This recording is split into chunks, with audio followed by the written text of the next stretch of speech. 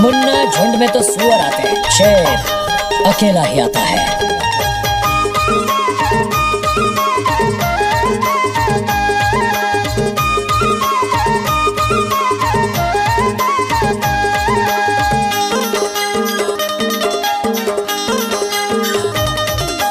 तोरलाने मैं हते जो परान तोरलाने वो तोरलाने मैं हते जो परान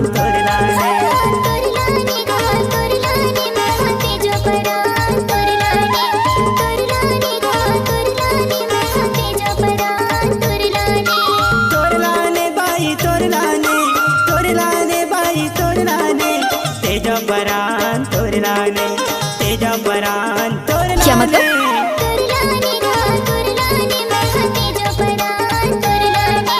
तोरलाने वो तोरलाने मैं हते जो परान तोरलाने। अच्छा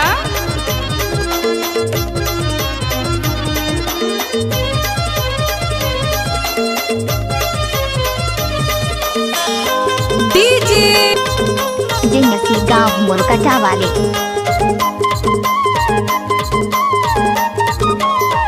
जानू तोर हो गया थी सुना था बताना तोर हो गया थी उमर हो गए जाती चलते चलाता खी मार दी गुंदा गुंद तोरलाने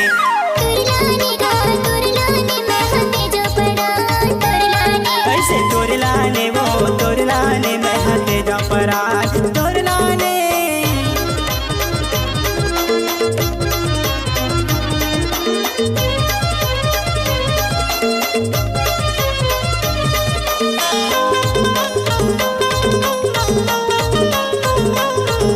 डीजे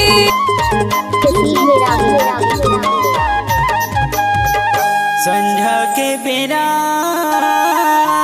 अच्छा सुना था बताना संझा के बेरा लवट हमारी मिक्सिंग तो सबसे अलग है। जावत है जवाने से चले हर दी तोरलाने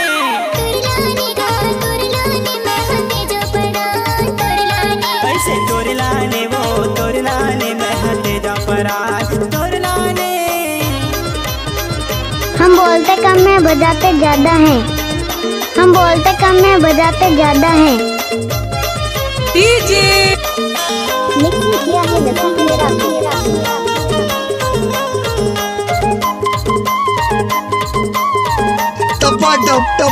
टपाटप मोरा थी जवानी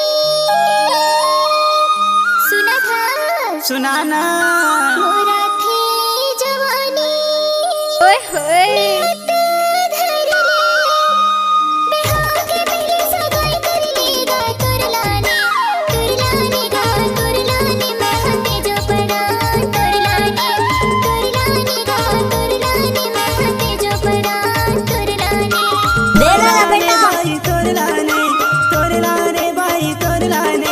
तेजा परान तोरलाने तेजा परान तोरलाने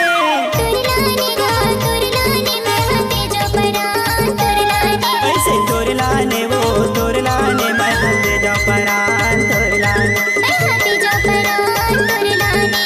तेजा परान तोरलाने मैं